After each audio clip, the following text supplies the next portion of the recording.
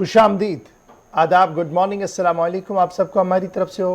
Programme आप देखना शुरू कर चुके हैं जनाब सलाम जेके, और सलाम जेके की आज की नशरियात लेकर आपका मेज़बान इशफा गौहर है। सामीन नाज़रीन, आज की नशरियात में बात बड़ी दिलचस्प होनी है। कल हमने जिस खबर से आगाज़ किया था उस खबर का मज़ीद फॉलो अप आपको बताएंगे। सरकार की नींद भी टूटी है, वहाँ पर क्या कुछ किया जा रहा है।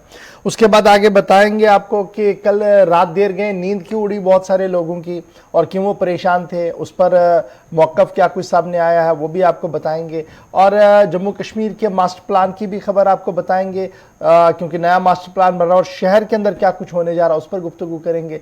सरकार क्या कुछ और करने जा रही है इस पर भी ग्राउंड रिपोर्ट आपको बताएंगे। लेकिन आज खुसूसी बात जो आपके साथ दिल की बात करेंगे वो हमारे बच्चों की होगी, नौजवानों की होगी, और उम्र की हद 18 से 19 साल, यानी 16 से 19 साल तक के जो बच्चे हैं उनकी बात करेंगे। और आपको बताएंगे कि जो एक नई रिपोर्ट आज आई है उसने क्यों मेरे होश तो उड़ा दिए हैं, लेकिन जब आप उसको सुनेंगे तो आप भी दम बखुद हो जाएंगे और सोचने पर मजबूर होंगे कि आपके आसपास क्या कुछ हो रहा है। इसलिए बने रहिएगा हमारे साथ, क्योंकि एक एक करके हर खबर की तफसील आपको बताएंगे। मेरे साथ नई दिल्ली स्टूडियो में इस वक्त ज्वाइन कर चुके हैं गौहर कुछ। बहुत शुक्रिया जी गौहर हमारे साथ ज्वाइन करने के लिए। और हस्बे वादा ज़रा प्रोग्राम का फॉर्मेट जो है हमारा माजी के झरोखों में भी जाते हैं, यानी हम अपने नाजरीन को बताते हैं कि आज के दिन माजी तारीख के अंदर क्या कुछ लिखा गया था। चंद वाक़यात फटाफट से बताइएगा। शुक्रिया। तो प्रोग्राम की शुरुआत करते हैं आज के दिन के हवाले से, यानी कि तारीख में 5 अक्टूबर। आज के दिन के हवाले से जो कुछ भी हुआ है मुल्क के अंदर या मुल्क से बाहर आलमी सतह पर, और आज के दिन के हवाले से बात करेंगे तो 1789 यानी कि 1789 फ्रांसीसी इनकलाब के दौरान पेरिस की ख़वातीन ने मार्च निकाला आज ही के दिन। और साल 1915 में आज ही के दिन बल्गेरिया पहली जंग अज़ीम में शामिल हुआ था। और 5 अक्टूबर 1988 में ब्राज़ील की आइन साज असम्बली ने अपना आइन तैयार किया है। और आज ही के दिन 1989 में मीरा साहब बीवी सुप्रीम कोर्ट की पहली खातून जज बनी है। वो आज ही का दिन था, यानी कि 5 अक्टूबर जब सुप्रीम कोर्ट की वो पहली खातून जज बनी है। और आज ही के दिन 1948 में तुर्कमेनिस्तान में आए खौफनाक ज़लज़ला, यानी तुर्कमेनिस्तान के दारुल हुकूमत में खौफनाक ज़लज़ला आया जिसमें लाखों अफराद हलाक हुए थे। और आज ही के दिन यानी कि 5 अक्टूबर 1864 में कलकत्ता में समंदरी तूफान से तकरीबन 5000 अफराद जान बाग हुए थे। और आज ही के दिन 1937 में हिंदी के मशहूर नावल निगार दुर्गा प्रसाद खत्री का इंतकाल हुआ है।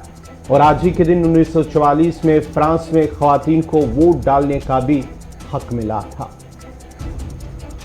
तो ये थी आज के दिन के हवाले से बात, और अब बाज़ाब्ता तौर पर अब खबरों की शुरुआत करते हैं।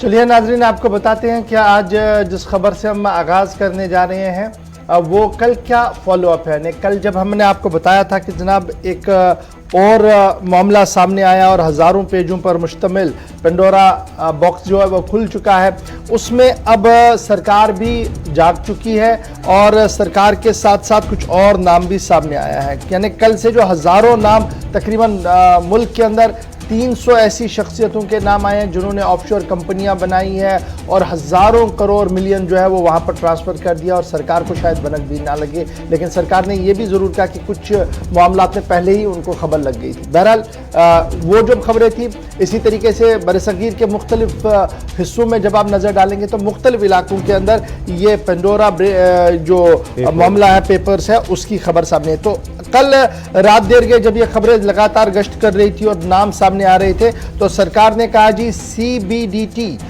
प्रोब जो होगा, यानी अब इसमें तहकीकात होगी और बाज़ाब्ता तौर पर एजेंसियां मुतहरिक कर दी गई है। नंबर 1, जहां सरकार ने कहा प्रोब होगा, तहकीकात होगी, वहीं पर 300 अफराद की फहरिस्त में खेल शायकीन के लिए भी खबर है, क्योंकि ऑफशोर फोरप्रिंट के अंदर अब IPL टीम राजस्थान रॉयल और किंग्स 11 पंजाब का नाम भी शामिल हो गया है। यानी तहकीकाती रिपोर्ट जो सामने रखी गई है उसमें ये कहा गया कि ये दोनों टीमों का भी जनाब इस तरीके से मामला जो है वो पेंडोरा पेपर्स में नाम आ रहा है। इतना ही नहीं कि साबिक चीफ ऑफ मिलिट्री इंटेलिजेंस, ये एक बड़ा अहम तरीन ओहदा होता है जी आर्मी के अंदर, चीफ ऑफ मिलिट्री इंटेलिजेंस, उनका नाम भी सामने आया है।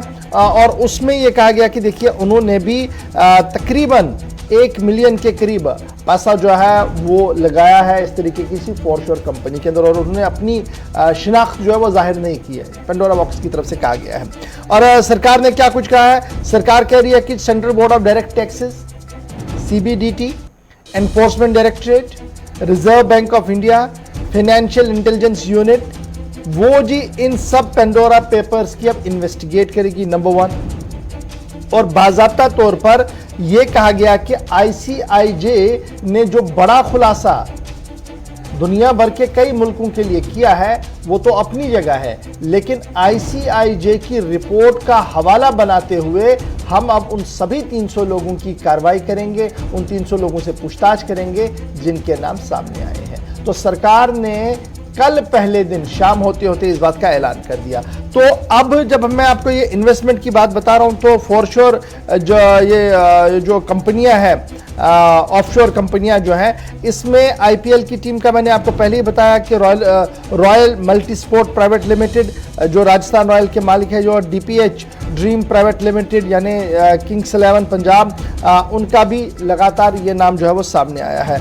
और रिटायर राकेश कुमार जो बड़े अहम तरीन ओहदे पर रहे हैं, साल 2016 में रिटायर हुए हैं, उसके बाद उन्होंने भी शेल कंपनी एक बनाई है और अपनी बेटी और एक और आदमी के साथ ये मामला जो है वो चल रहा है। तो ये जब ये मामले सामने आ रहे हैं तो हिज़्ब इख्तिलाफ की तरफ से भी सवालात की बूछार जो है वो हो रही है। ताहम सरकार ने बर वक्त ये ऐलान कर दिया है कि फ़िलहाल इस पूरे मामले में तहकीकात हुई। यहाँ तो ये बात है। अब ज़रा सरहद के उस पार पाकिस्तान की बात करें, क्योंकि पाकिस्तान के अंदर जहांगीर तरीन से लेकर बड़े नाम जो है वो सामने आए हैं।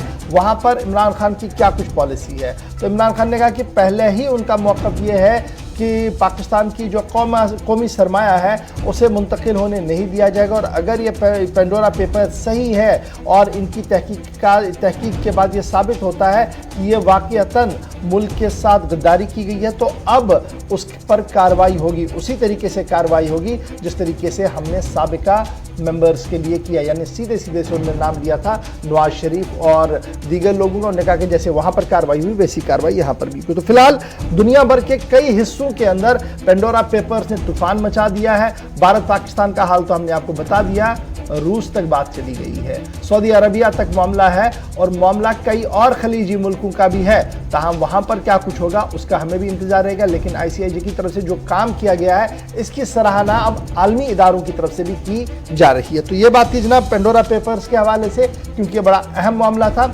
और इसका ब्रेक थ्रू क्या कुछ हुआ है, रात को क्या कुछ सरकार ने फैसला लिया, आपके सामने हमने खबर रख दी। अब जरा बात करते हैं दूसरी बड़ी अहम बात है और बड़ा इंपॉर्टेंट ये है, क्योंकि रात देर गए एक मामला सामने आया अवामी राब्ता साइट्स का, और अवामी राब्ता साइट जब अचानक कल बंद हुई तो उसके बाद क्या कुछ हुआ।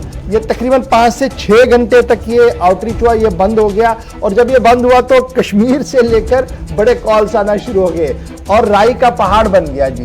कोई हमें कहने लगा कि जनाब सूरत हाल ये है जी, फलानी मर गया, ढिंकाना हो गया जी, इसलिए सारा बंद हो गया। जम्मू वाले कह रहे हैं कि जनाब पॉलिटिकल डेवलपमेंट्स हो रही हैं इसलिए शायद बंद कर दिया गया। दरअसल लगातार ये कहने के बावजूद कि ये जनाब नेशनल आउटरीच नहीं है बल्कि ये इंटरनेशनल मामला है, फेसबुक का अपनी परेशानी है, किसी ने बात मानी नहीं। फाइनली 6 घंटों तक फेसबुक, ट्विटर, आपका फेसबुक, इंस्टाग्राम आपका बंद रहा और व्हाट्सएप आपका बंद रहा, यानी अवामी राब्ता साइट 3 बड़ी बंद रही, जिसके बाद तकरीबन 6 घंटे के बाद मार्क सामने आए और उन्होंने माफ़ी मांगी। और अब अंदर की खबर जो ये है वो ये है कि टेक्निकल प्रॉब्लम हुआ था और जो फॉलोअप्स इनका होता है उसमें उस फॉलोअप के अंदर प्रॉब्लम हुई और अचानक से एक ऐसा लिंक चला गया जिसने 6 घंटे तक पूरा मामला दरहम बरहम करके रख दिया, जिसके बाद मार्क सामने आए और उन्होंने माफ़ी भी मांगी। तकरीबन 6 घंटे की ब्लैकआउट के बाद दोबारा से फेसबुक, इंस्टाग्राम अपना और व्हाट्सएप ये दोबारा काम शुरू कर चुका है। और अगर आप देखें तो फेसबुक दुनिया का दूसरा लार्जेस्ट डिजिटल एडवर्टाइजिंग एजेंसी है, प्लेटफॉर्म है, जहां पर आपने अंदाज़ा लगा सकते हैं कि 545,450,000 US डॉलर्स का कल 1 घंटे में उसका नुकसान हुआ। अब 6 घंटे का आप तखमीना लगाइए और देखिए कितने लाख करोड़ रुपया इनका नुकसान हुआ है। ये तो अपनी जगह है, लेकिन फिलहाल 6 घंटे तक बंद रहा। लेकिन इस बंद के बीच अफवाहों का बाजार बड़ा गर्म रहा और अफवाहों के बाजार के बीच कभी उधर फोन तो कभी इधर फोन, कभी उस नेटवर्क पर बात तो कभी इस नेटवर्क पर बात, लेकिन लगातार अफवाहों पर ध्यान ना दें। और अफवाहों पर ध्यान देने से हालात क्या बनती है वो आपने कल शहर के अंदर भी देखा होगा और गांव देहात से जो कॉल्स आई हैं उसमें आपको ये अंदाज़ा लग गया होगा कि जनाब कभी कभार नेचुरल फेलियर होता है और कभी कभार टेक्निकल फेलियर्स होते हैं। उसको हर बार आप अपने जाविये से नहीं देख सकते हैं और जम्मू कश्मीर के लोगों से खुसूसन ये गुजारिश है जी। और तो इसके साथ ही अगर हम बात करेंगे इशफाक की रूसी मीडिया की जानिब से इस हवाले से एक दावा किया गया है कि रूसी मीडिया का कहना है कि फेसबुक के 1.5 अरब सारिफीन का डाटा जो है वो फरोख्त करने के लिए हैकर्स फोरम पर पेश कर दिया गया। ये रूसी मीडिया का दावा है। उन्होंने कहा कि सारिफीन के फ़ोन नंबर, ईमेल, लोकेशन और जो आईडीज़ हैं उनके हवाले से उसमें शामिल है। उनकी जानिब से ये दावा किया गया था। हम इसकी तस्दीक तो नहीं हुई है, लेकिन जो रूसी मीडिया ने कल इस हवाले से दावा किया है कि इसे हैक किया गया है और हैकर्स फोरम में इसे पेश किया गया है, जिसमें लोगों जो सारिफीन हैं, फेसबुक इस्तेमाल करने वाले लोग हैं, उनकी ईमेल और जो डिटेल्स हैं उनकी वो उसमें शामिल थी। बिल्कुल ये बात सही है। बिल्कुल ये जो हैकिंग वाला मामला है और डाटा कभी कहा गया कि फ़रोख्त भी किया गया है, तो ये कहीं ना कहीं पहली बार नहीं है। इससे पहले भी 2 बार आज तक इस तरीके की खबरें सामने आई कि जनाब डाटा जो है वो सारा चला गया है जी हैकर्स के पास में। और ये बड़ा ख़तरनाक मामला है क्योंकि जब आप फेसबुक के पॉइंट ऑफ व्यू से देखेंगे तो आपका मोबाइल नंबर, आपका कॉन्टैक्ट, ईमेल सारा उसमें चला जाता है। तो हैकर्स के लिए बड़ी चीज़ें आसान होती है। अब हैकर जब ये काम करते हैं तो उनका सेट टारगेट होता है कि क्यों वो ये कर रहे हैं। तो इसमें फिर फेसबुक ने भी एक वजाहती बयान ज़रूर जारी किया था लास्ट टाइम कि जनाब ऐसा कुछ नहीं है, एक फुल प्रूफ सिस्टम है, मैकेनिज़्म है, तो इसमें डरने की कोई ज़रूरत नहीं। लेकिन कल जो आलमी इदारों की तरफ से बात सामने रखी गई है, ज़रूर फेसबुक के लिए एक नई परेशानी इस वक्त दुनिया भर के अंदर पैदा हुई है। चलिए जी बढ़ते हैं जी आगे। अब ज़रा आपको वैक्सीन की बात बताते हैं। और अभी तक वैक्सीन किनको लगती थी? 18 साल की उम्र से ऊपर लोगों को, और अब वैक्सीन लगेगी जी बच्चों को भी। और इस सिलसिले में तैयारियां मुल्क भर के अंदर मुकम्मल हो गई है। जायडस तैयार है जी वैक्सीन लगाने के लिए और कोवैक्स जो है इसका रिजल्ट बहुत जल्द सामने आएगा क्योंकि माना जा रहा कि अगले हफ्ते में ये बड़ी पेशरफ जो है वो मुल्क के अंदर देखने को मिल सकती है। National expert group of vaccine administration, जिसे आप कोविड-19 ग्रुप कह रहे हैं, एक्सपर्ट ग्रुप कह रहे हैं, उनकी मीटिंग अगले हफ्ते होनी है, जिसके अंदर ये हतमी फैसला लिया जाएगा कि जो डाटा दिए गए हैं कंपनियों की तरफ से, जो उनके पास इदाद-ओ-शुमार है, क्या उसके बाद इसे इमरजेंसी यूज़ के लिए नोट दिया जाए या नहीं दिया जाए। National technical advisory group on immunisation, इंटेक जी, आइंदा चंद दिनों के अंदर ये बड़ा फैसला लेने जा रहा है। और इस वक्त जो हमारे पास खबर ये है कि क्लिनिकल ट्रायल जो भारत बायोटेक कोवैक्स ने बच्चों के ऊपर किया था, उसके तमाम तर एदाद शुमार जो है वो इस टेक्निकल ग्रुप को सौंप दिए गए हैं। और अक्टूबर 20 के बाद, माना जा रहा कि 20-21 के बाद ये सारा मामला क्लियर हो सकता है। National expert group on vaccine administration for कोविड-19 जो है उनके पास ये सारी डिटेल्स और सारी चीज़ें जो है वो आ गई हैं और अब वो ये फैसला लेंगी कि क्या कुछ इसमें करना है। और इसके साथ साथ ये भी कहा जा रहा है कि जो जायडस कैडिला है उसके 3 डोज, उसके साथ साथ कोविड-DNA जो वैक्सीन है उसको बच्चों के लिए अप्रूव करना है। और ये उम्र की हद जो होगी यहाँ पर ये 12 साल मुकर्रर की गई है, 12 साल के ऊपर। और पहला फेज़ और दूसरे फेज़ का जो ट्रायल है वो मुकम्मल हो गया है और अब सबकी नज़रें जो रहेंगी वो रहेंगी जी national technical advisory group on immunisation पर। जब वो मीटिंग करेगा क्या वो इसे क्लियर करता है या मज़ीद सवालात उठाएगा। लेकिन जायडस की तरफ से ये उम्मीद लगाई जा रही है कि बहुत जल्द उनका वैक्सीन बाज़ार के अंदर होगा और 12 साल की बच्चे के ऊपर, यानी 12 साल से ऊपर, 12 से 18 के दरमियान जो एज ग्रुप है उसके लिए इस वैक्सीन को तैयार किया गया है। लेटेस्ट होप सो वैक्सीन आए क्योंकि वैक्सीनेशन की अशद ज़रूरत इस वक्त बच्चों के लिए भी है। जहाँ एक तरफ से मुल्क के अंदर की हम आपको बात बता रहे हैं, वहीं पर WHO क्या कुछ करने जा रहा है, तफसीलात आपको गौहर पीछे बताएंगे। जी हाँ, अगर हम बात करें जो वैक्सीन की बात हो रही है तो वहीं पर आज जो है WHO की जो एक्सपर्ट पैनल है वो कोविड वैक्सीन को लेकर आज उनकी मीटिंग होने जा रही है और उसमें कोवैक्सीन का जो है वो जेर बहस रहेगा। आज की इस मीटिंग में आज का जो एजेंडा है WHO एक्सपर्ट पैनल की, उसमें कोवैक्सीन जेर बहस रहेगा और तैयार होने कोवैक्सीन को अभी तक आपको बताते चले कि WHO की जो मंजूरी है, इमरजेंसी मंजूरी, वो अभी तक नहीं मिली है और ताहम ये उम्मीद की जा रही है कि शायद इस मीटिंग के बाद ही इसे मंजूरी मिलेगी। WHO की आज की मीटिंग है कोवैक्सीन को लेकर और माना जाता है कि आज की मीटिंग के बाद ही इसे इमरजेंसी मंजूरी दी जाएगी। जो एक्सपर्ट जो ऑर्गेनाइजेशन है, इस हवाले से वर्ल्ड हेल्थ ऑर्गेनाइजेशन की जो एक्सपर्ट मीटिंग है वो आज इस पे बात करेंगे और उसके बाद ही माना जाता है कि शायद इस पे आज मंजूरी मिलने की उम्मीद है। जनाब, कोवैक्स जो है ये भारत की तरफ से तैयार किया गया है और हमारा अपना वैक्सीन है, लेकिन अब ये पूरा रिपोर्ट जो है वो वर्ल्ड हेल्थ ऑर्गेनाइजेशन के एक्सपर्ट पैनल के सामने होगा। फिलहाल WHO ने किन वैक्सीनों को अप्रूवल दिया है ये बड़ा इंपॉर्टेंट है। 6 वैक्सीन कोविड-19 के ऐसे हैं जिसे WHO ने रेगुलराइजेशन और इमरजेंसी यूज़ के लिए जो है वो अप्रूवल दे दी है। उनमें पिफाइजर है, जो बायोटेक वैक्सीन है जी, पिफाइजर उसके लिए है। J&J वैक्सीन यानी जॉनसन एंड जॉनसन वाला वैक्सीन, उसको अप्रूवल दे दी है WHO ने।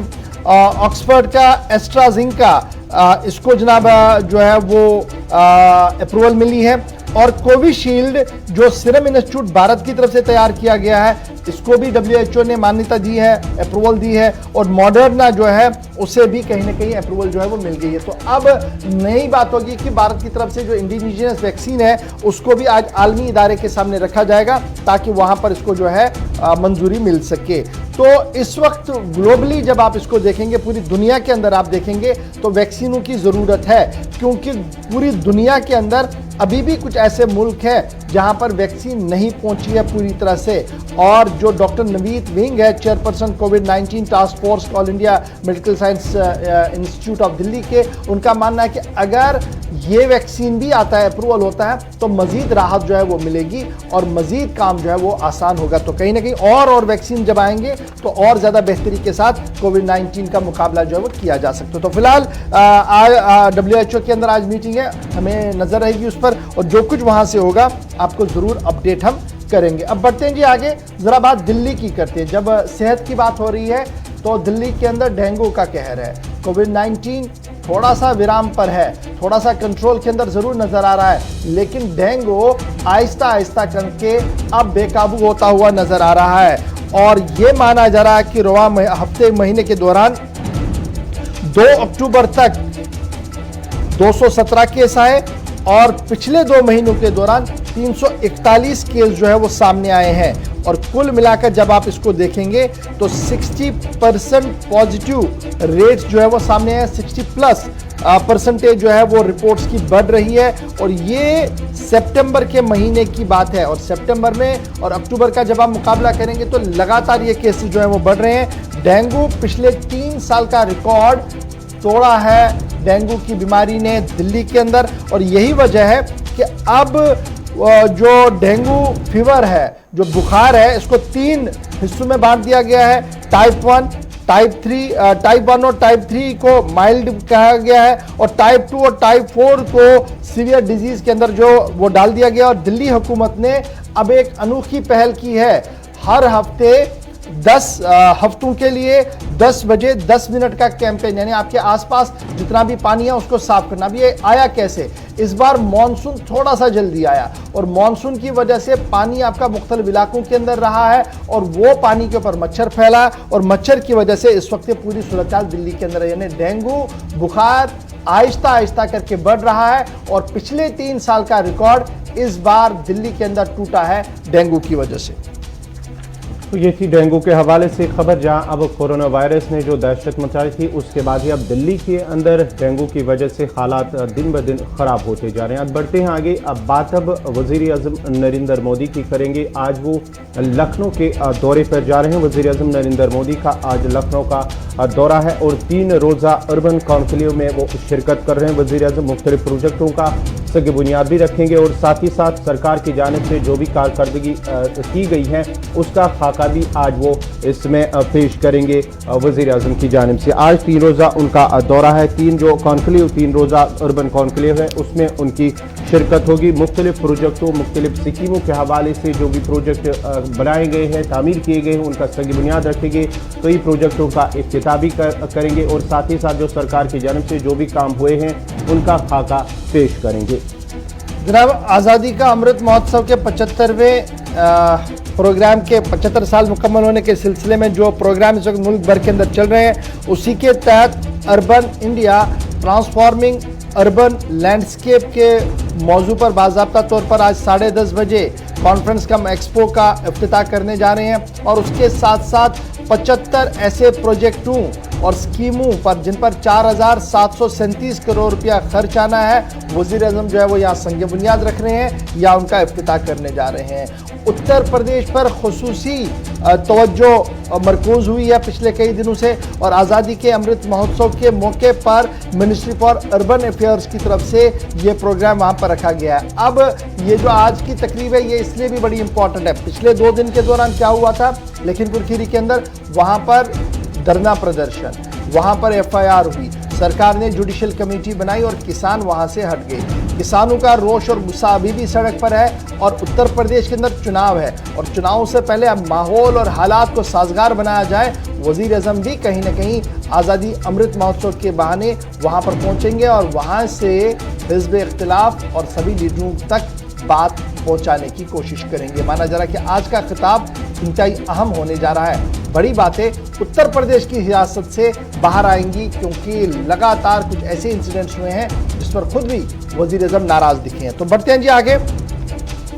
अब जरा बात जम्मू कश्मीर की शुरू करते हैं और आपको बताते हैं कि जम्मू कश्मीर के अंदर क्या कुछ चल रहा है, क्योंकि मरकज़ी हुकूमत और मरकज़ी वज़ारत दाखिला ने एक फ़ैसला लिया, वो थोड़ी देर में हम आपको ज़रूर बताएंगे। लेकिन उससे पहले एक ऐसी खबर आपको बताएंगे जिसने मुझे भी सोचने पर मजबूर किया और आज जब इसको देखेंगे और सुनेंगे तो आप भी जनाब परेशान हो जाएंगे, क्योंकि मामला बच्चों का है और बच्चों की हद की उम्र क्या बताई गई है रिपोर्ट के अंदर। वो कहा जा रहा है कि जनाब ये माइनर बच्चे हैं जी, ज़्यादा बड़े नहीं हैं। और अब जो मंशियात का मामला है जिसको लेकर हम लगातार बातें कर रहे हैं, इसने एक नया रुख लिया है।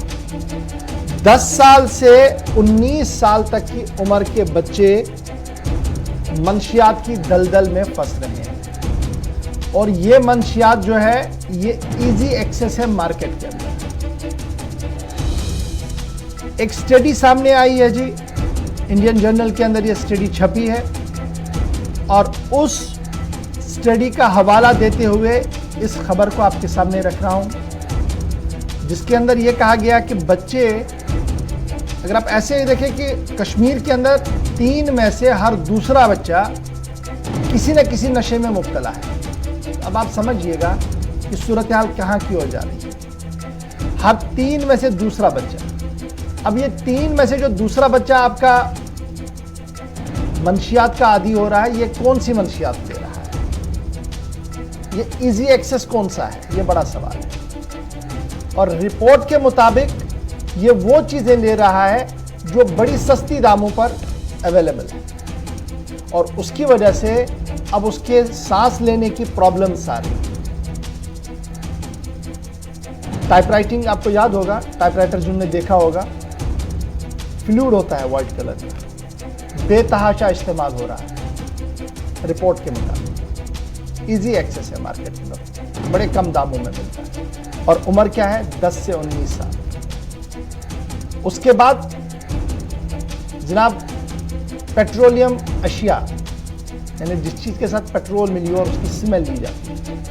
अब वो किन चीज़ों में है मैं वो नाम नहीं लूँगा यहाँ पर, लेकिन नाम आए हैं रिपोर्ट के अंदर। आप ज़रूर खंगालिएगा रिपोर्ट में, पता लगेगा आपको कि कहाँ की ओर हम जा रहे हैं। और तीसरी बात कि पहले जनाब सिगरेट, उसके बाद फीनी तंबाकू खाने का आदी और उसके साथ ब्राउन शुगर बाद।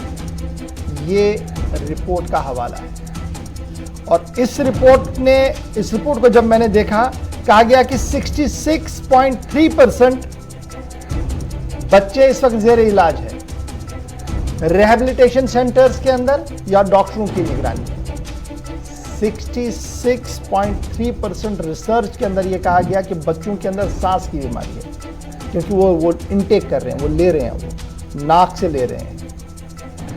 एक तो ब्राउन शुगर था जो वो लगा रहे थे, एक वो दूसरी जहर थी जो ऑलरेडी मिल रही थी बाजार के अंदर, करोड़ों रुपए और अरबों रुपए पर उस पर भी बाजार के अंदर फरोख्त हो रही है। लेकिन अब जो ये रिपोर्ट आई है इसने होश उड़ा दिए हैं, और उम्र की हद है 10 से 19 साल। मैं दिल की बात आपके साथ आज करूं तो मन ये था कि इस खबर को ही ना लूं। काफ़ी मशक्क़त के बाद और बड़ी सोच विचार के बाद इस बात को मैंने फैसला लिया अपने साथी के साथ इस खबर को ले लें, ताकि आप अपने आसपास देख लें, पहले अपने घर में देखें कि मेरे जो बच्चे हैं इनकी एक्टिविटीज़ क्या है। मैंने माहिरीन से पूछा था, उन्होंने कहा कि एक्टिविटीज़ पता करना बहुत ज़्यादा ज़रूरी है जी। आपका बच्चा बिहेव कैसे कर रहा है, अगर आपको लगता है कि इसके बिहेवियर में चेंज है तो ज़रूर माहिरीन से रब्ता करें, शर्म ना करें, माहिरीन से रब्ता करें और उसकी साइकेट्रिक जांच करवाएं। अब कश्मीर में एक और जम्मू में भी मैंने ये देखा, मेरा रिसर्च है ये, कि जब हम साइकेट्रिस्ट की बात करते हैं वो कहते हैं जनाब ये थोड़ी पागल है। जनाब ये पागल खाने वाला मामला नहीं है। अगर आज हमने इसका सीरियस नोट नहीं लिया तो आने वाले दिनों में तबाही आपकी और मेरे दरवाजे पर होगी और हम कुछ नहीं कर पाएंगे। अभी जिस तरीके से शराब और दीगर मंशियात धड़ल्ले से बिक रही है और हर दिन पुलिस का क्रैकडाउन होता है, वो तो अपनी जगह है, लेकिन ये जो छोटे बच्चे इसमें आ रहे हैं, एक बार सोचिएगा कि आइंदा 3 या 4 साल के अंदर जम्मू कश्मीर क्या उड़ता जम्मू कश्मीर होगा। क्योंकि आज तक हम एक रियासत को नाम दे रहे थे ना, उड़ता पंजाब, जिसको लेकर अभी भी हंगामा हो रहा है। क्या उड़ता जम्मू कश्मीर तो नहीं बन रहा है? इसके लिए ज़रा सोचिएगा, वक्त निकालिएगा और देखिएगा कि मेरे घर के अंदर, मेरे हमसाये के अंदर क्या कुछ हो रहा है, और बात कीजिएगा, शर्माइएगा नहीं। जी आसिफ। जी हाँ, ये बिल्कुल सही बात है। जिस तरह से कहा जा रहा है कि मंशियात के आदी, अब छोटे बच्चे 10 से 12 से 19 साल के जो बच्चे हैं वो मंशियात के आदी हो चुके हैं। इस सिलसिले में जम्मू कश्मीर पुलिस की जानिब से अगरचे कार्रवाई जारी हैं इस हवाले से, और साथ ही साथ अगर हम बात करेंगे कुछ जो है गैर सरकारी तंजीम है उनकी जानिब से वो भी इसमें जुट चुकी हैं, और साथ ही साथ जो उलमा है उनकी जानिब से भी लगातार ऐलान भी किया जा रहा है, जहां जुमा के रोज़ उनकी जानिब से वालिदैन से ये अपील भी की जाती है कि वो ख़ास तौर पर अपने बच्चों का ख़ास ख्याल रखें कि बच्चे आखिर कर क्या रहे हैं। बच्चा अगर लेट घर आता है तो क्यों आता है, उससे पूछताछ की जाए, कहाँ वो जाता है, क्या करता है, क्या खाता है, या अगर उसमें कुछ ऐसी चीज़ दिखे जिससे लगे कि शायद उनका बेटा ठीक नहीं है तो उससे पूछे कि क्या बात है, क्या जहनी तनाव का शिकार तो नहीं है, किस चीज़ की इसको कमी है, क्या है। ये सब चीज़ें देखना एक वालिदैन का फ़र्ज़ भी बनता है, और समाज में भी हम सब की ये जिम्मेदारी है कि समाज में क्या कुछ हो रहा है, अगर कहीं पे कुछ गलत हो रहा है तो इसकी इत्तला पुलिस को दी जाए, ताकि पुलिस बर वक्त उस पर कार्रवाई करे और इन चीज़ों को रोक सके और इन चीज़ों से दूर रह सके। देखिए, ये गौहर बड़ा इम्पोर्टेंट है जी। मैं बिल्कुल इसको और नहीं खींचना चाहता था, लेकिन मजबूर किया गया। एक दोस्त ने कुछ नाम लिखा है यहाँ पर, इसलिए मैं ये मजबूर हो रहा हूँ दोबारा बताने के लिए। जनाब, ये जो रिपोर्ट मेरे हाथ में है ना, जब आप इसको पढ़ेंगे ना, ज़्यादा लंबी रिपोर्ट नहीं है, एक बार पढ़िएगा, और जिसने मुझे मैसेज किया है बराए करम वो पढ़े इस रिपोर्ट को, फिर उसको पता लगेगा कि लो कॉस्ट स्टेशनरी आइटम जो हम बच्चों के सामने रख देते हैं कि चलिए ये काम कर रहे हैं, अचानक से भी अगर एक बार, 2 बार और तीसरी बार उसने लिया, वो एडिक्ट बन जाएगा और आपके हाथ कुछ नहीं आएगा, आपको पता भी नहीं लगेगा। क्यों? ग्लू उसने लाना है। ये काम है जी, आज प्रोजेक्ट्स बनाने हैं, 10 तरह की चीज़ें होती हैं आपके पास, लेकिन करते करते अगर उसने ये सूंघ लिया या उसका ये आदी बन गया तो आप हाथ मलते रहे। इसलिए मैंने कहा कि एहतियात बरतने की जरूरत है। हर तीसरे में से दूसरा बच्चा सर्वे के मुताबिक इन चीज़ों का इस्तेमाल कर रहा है, और मैं अब डंके की चोट आपको बता रहा हूं, और रिपोर्ट खंगाल कर देखिए। चलिए जी, बढ़ते जी आगे। इसको मैं यहाँ छोड़ देता हूं, क्योंकि अब मैं और बात करूंगा, कुछ और लोग लिखना शुरू करेंगे। मैं इस पर डिबेट नहीं करना चाहता हूं, लेकिन मैंने सिर्फ इतनी दरख्वास्त आपसे करनी है कि आप जनाब रिपोर्ट खंगालिए, पढ़िए, और ये जर्नल जो है वो इंटरनेशनल जर्नल है जिसने जम्मू कश्मीर पर रिसर्च किया है। ये बदनाम करने की कोई साजिश नहीं है। ज़रा मेहरबानी करके इस ख्वाब गफलत से बाहर आइए। चलिए जी, बात ज़रा एक और बड़ी खबर की करते हैं, और ये बड़ी खबर बड़ी इंपॉर्टेंट है, क्योंकि वेदर स्टेशंस का अलर्ट देने का मामला है। और साल 2014 में जब तूफान आया था, जब बाढ़ हर जगह थी, तो ये कहा गया था कि अब मरकज़ जनाब हर स्टेशन को मुतहरिक रखेगा और पल पल की जानकारी देगा। अगरचे डॉपलर राडार स्टेशन लगाया गया, कुछ चीजें बेहतर भी हुई, लेकिन खबर जो इस वक्त आ रही है वो ये आ रही है कि automatic weather station Jammu Kashmir के अक्सर इलाकों के अंदर जो है वो जी डिफंग है। और ये ऑटोमेटिक वेदर स्टेशन स्पेशली जो लगाए गए थे साउथ कश्मीर के हसास इलाकों के अंदर, वहां पर पिछले कई महीनों से इस पर कोई काम नहीं हो रहा है। और 4 ऐसे स्टेशन बताए जा रहे हैं जो अनंतनाग के आसपास हैं, जो इस वक्त पिछले 2 या 3 महीनों से डिफंक पड़े। अब ये डिफंक क्यों पड़े हैं और क्या कुछ काम है इनका, सीधे चलेंगे श्रीनगर। सईद इरफान फाजिल हमारे साथ है। फाजिल, बहुत शुक्रिया जी ज्वाइन करने के लिए। हमें याद है कि गुज़श्ता दिनों मरकजी वजीर डॉक्टर जितेंद्र सिंह जम्मू आए, डॉपलर राडार वहां पर लगाया गया, श्रीनगर के अंदर डॉपलर राडार लगाया गया, कहा गया कि अब एक्यूरेसी जी होगी, बड़ा परमानेंट आपको मिलेगा और बड़ी चीजें सटीक भी बैठी है। और सोनम लोटस साहब की पेशन गोइयां या महकमे मौसमियात की पेशन गोइयों को लेकर बड़ी चीजें हमने देखी हैं, बड़ी कामयाब भी हुई। लेकिन टेक्निकल ग्राउंड्स पर यह कहा जा रहा है कि जो साउथ कश्मीर के अंदर निजाम रखा गया था कि जहां पर हमें अलर्ट्स मिल जाती और वेदर स्टेशंस, जो ऑटोमेटिक वेदर स्टेशंस वहां कायम किए गए थे, वो डिफंग है। तफसीलात क्या है आपके पास और क्या कुछ डिपार्टमेंट के लोगों का मानना है? गौर साहब, अगर मैं AWS की बात करूं या ARG की, जो कि साथ साथ वेदर स्टेशन के साथ साथ जो गॉज का भी, अगर रेन गॉज की भी बात करिए, दोनों चीजें बड़ी इंपॉर्टेंट है मेट्रोलॉजिकल डिपार्टमेंट के लिए, क्योंकि पिछले 2 साल से हम लगातार देख रहे हैं कि इन स्टेशंस को कंटिन्यू करने के लिए जो इकदाम उठाए जाने थे या इनको लॉन्च करना था, वो अभी भी पूरी तरह से मुकम्मल नहीं है। क्योंकि मैं सबसे पहले बात करना चाहूंगा, अगर देखा जाए अमरनाथ है या पंचतंती है, चंदनवारी है या शीशनाग है, इनका एक मुकम्मल सर्वे आया है कि ओवरऑल अगर हम देखेंगे इसके जो एयर स्टेशन है, इसके जो वेदर स्टेशन है, वो काफी खस्ता हालत में है। क्योंकि यहाँ ये भी सुनने में आता है कि जब इस तरह की कोई प्रेडिक्शंस मौसम को लेकर आती है या क्लाउड बर्स्ट के चांसेस होते हैं या खास तौर पे बर्फबारिश या बारिशों को लेकर बात करें, तो उसकी प्रेडिक्शन फेल हो जाती है। कहीं कहीं ढंग से हम देखें तो जो कोंगडूरी गुलमर्ग है, गुलमर्ग को लेकर मैं बात करूं, जो कि मैक्सिमम एक रेनफॉल एरिया है,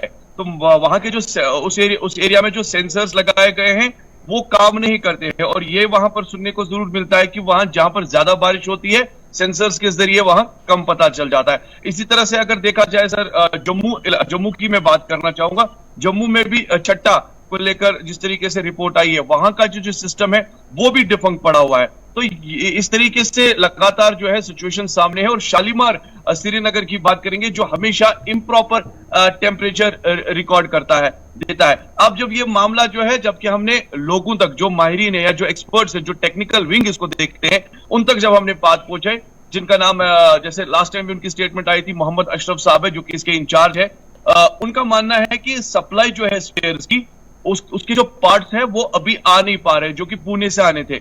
और ये रिपोर्ट हम देख रहे हैं लगातार पिछले 2 साल से चल रही है कि 6 महीने के बाद आएगा, 6 महीने के बाद आएगा, उसके बाद ही हम इसको प्रॉपर फंक्शनल कर पाएंगे। क्योंकि कई सारे सेंसर्स जो है वो डिफंक हो गए हैं, कई सारे सेंसर्स जो है वो इसके काम नहीं कर रहे हैं, क्योंकि रीजन बिहाइंड यही है कि इसका जो मेन स्पेयर पार्ट्स है वो दिखाई नहीं देते हैं। मगर अगर आप देखेंगे, अगर आपको याद होगा कि एक खतरनाक वाक़ा जो पेश आया था क्लाउड बर्स्ट को लेकर किश्तवाड़ में, तकरीबन 27 से 28 लोग जो है 27 और 28 तारीख को 7 लोगों की मौत हुई थी और 19 उसमें मिसिंग थे। और उसमें सबसे बड़ी वजूहत यह है कि जब आपके पास प्रॉपर रीडिंग नहीं है, प्रॉपर रिपोर्ट नहीं है, या जो प्रेडिक्शंस मौसम को लेकर रहती है कश्मीर को लेकर, तो ये सारी चीजें पिछले 2 साल से डिफंक पड़ी है, जिसकी वजह से मेट डिपार्टमेंट काफी कमजोर है।